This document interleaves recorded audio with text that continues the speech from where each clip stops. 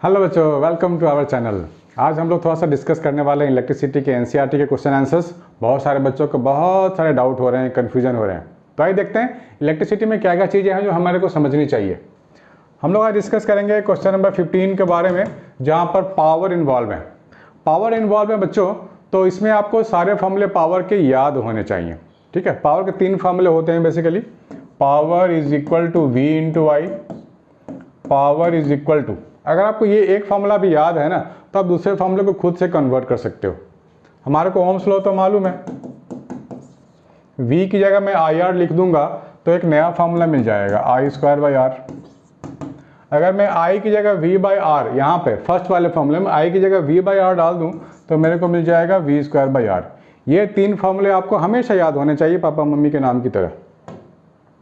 तो यहाँ पर ये 3 फार्मूले मैंने लिख दिए हैं ताकि आपको भी याद हो जाए। 2 lamps, one rated this, other rated this.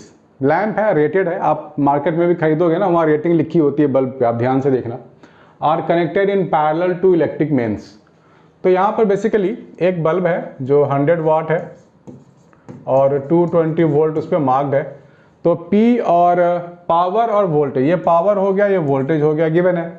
अगर आप रेजिस्टेंस फाइंड कर लेते हो तो हम पैरेलल में 2 रेजिस्टेंस लगा सकते हैं, क्योंकि रेजिस्टेंस हम लोग जानते हैं रेजिस्टेंस को, पैरेलल में क्या होता है, सीरीज में क्या होता है। तो सबसे पहला काम क्या करेंगे, P और V के इन्फॉर्मेशन से रेजिस्टेंस फाइंड कर लेंगे। तो इन तीनों में देखो बेस्ट फार्मूला कौन सा होगा, ये लगा लेते हैं। P, V और R को रिलेट करने वाला ये फार्मूला है।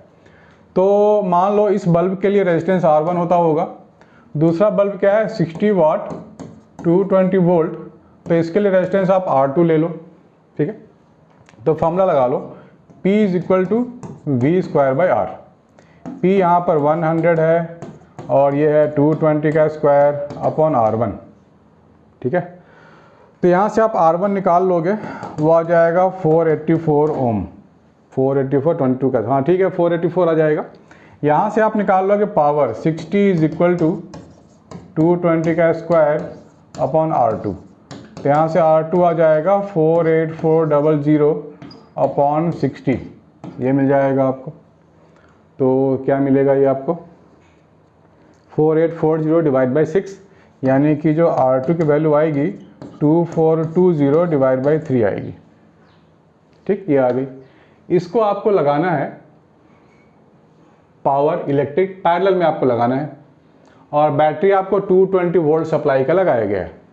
तो हम लोग डायग्राम ड्रॉ कर लें तो अच्छा रहेगा। हमने R1 R2 दोनों फाइंड कर लिया, अब डायग्राम ड्रॉ कर लेते हैं। इसको मैं हटा देता हूँ। तो आपने क्या किया, एक रेजिस्टेंस ऐसे लगा लिया, दिस इज R1 यानी कि 484।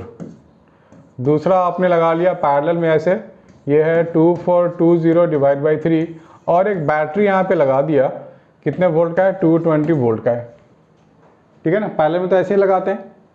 What currents are drawn from the battery if the voltage is 2? Battery से कितना करंट निकला ये आपको बतानी है। देखो, बैटरी से जो करंट ऐसे निकलेगा वो कुछ इधर जाएगा, वो मान लेते हैं I1, कुछ इधर जाएगा, वो मान लेते हैं I2। यानी बैटरी ने जो करंट दिया वो तो डिस्ट्रीब्यूट होगा, ऑब्वियस सी बात है ना। 2 रास्ते मिल गए करंट को, तो दोनों की ओर डिस्ट्रीब्यूट होगा। फिर ये करंट वापस यहाँ पे ऐड होके ना, I1 प्लस I2 कंबाइन होके I वापस जाता है बैटरी में। This is the way the current flows. तो आप क्या करोगे, पैरेलल में तो देखो, पैरेलल में तो हमें मालूम है ना कि पैरेलल में voltage remain same for each of the resistance. Resistance क्या होता है, पैरेलल में सेम होता है, ये तो बात आपको मालूम होगी। चैप्टर में पढ़ाई करी थी हम लोगों ने कि पैरेलल में वोल्टेज सेम होता है और सीरीज में करंट सेम होता है। तो आप यहाँ बोल सकते हो कि 484 जो ओम है, 484 ओम, इसके लिए आपको वोल्टेज लेना पड़ेगा 220। तो ओम्स लॉ का फॉर्मूला लगा लो, ओम्स लॉ। ओम्स लॉ क्या होता है, V is equal to I R होता है। ठीक है, V आप लोगे 220, I2, यहाँ तो I2 जा रहा है, और रेजिस्टेंस कितना है, 484 है। यहाँ से हम लोग निकाल सकते हैं। सो 220 अपॉन 484, दिस इज I2। सो ये हो जाएगा 242, यानी कि 55 अपॉन 121, और कटेगा क्या, और नहीं कटेगा।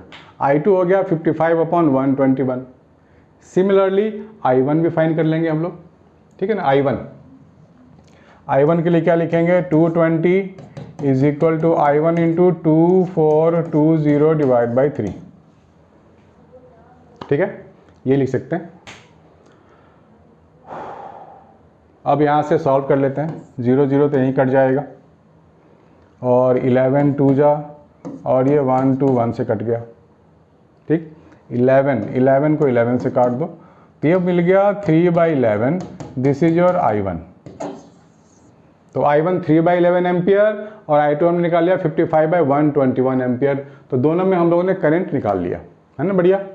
ओके, चलो अब करते हैं क्वेश्चन नंबर 16। इसको नोट कर लो जल्दी से। चलो अब करते हैं question number 16।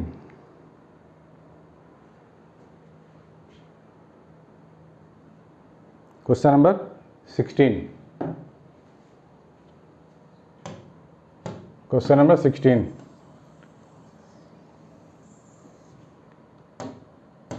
Question number 16 easy है बच्चों, बस थोड़ा सा आपको फोकस होकर समझना है। एक बार समझ गए तो कम मेहनत में काम चल जाता है, लेकिन चूंकि अभी बोर्ड है तो आपको समझना भी है और बार बार प्रैक्टिस भी करनी है और खूब सारे डाउट भी आप मुझे भेज सकते हो।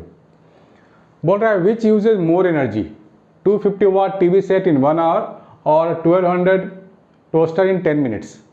ठीक है ना। तो जब भी एनर्जी की बात पूछे, कंपेयर, कोई भी चीज़ अगर कंपेयर किया जाता है तो दोनों का ग्राउंड लेवल सेम होना चाहिए। इस केस में हम लोग बात कर रहे हैं या आवर में या मिनट में।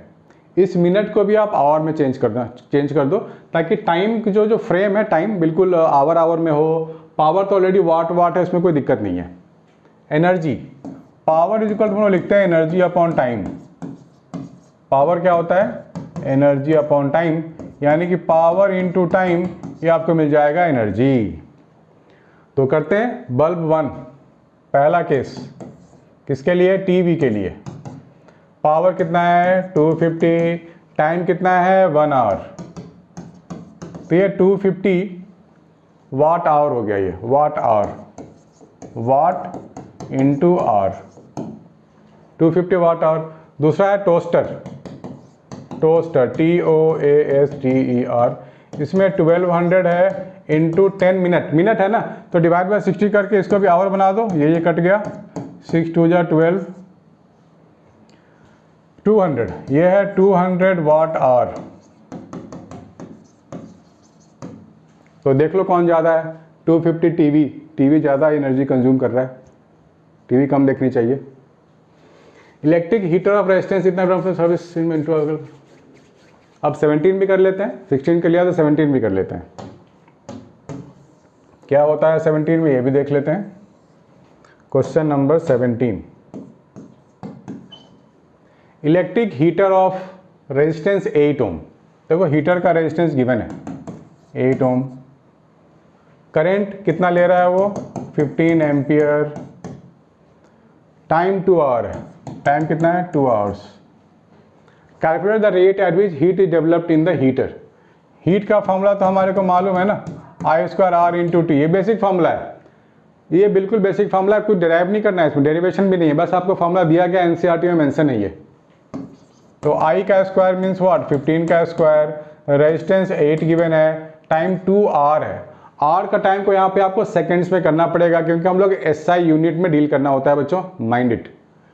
2 आवर मतलब 16 to 60 सेकेंड्स हो गया ये पूरा, इसको कैलकुलेट करना है। हो गया ना, 15 का स्क्वायर 2 to 5, 8 इंटू 2 16, 16 to 60 36 00। ठीक है, इसको कैलकुलेट कर लोगे, ये आपको एनर्जी मिलेगा जूल में। Please make a note.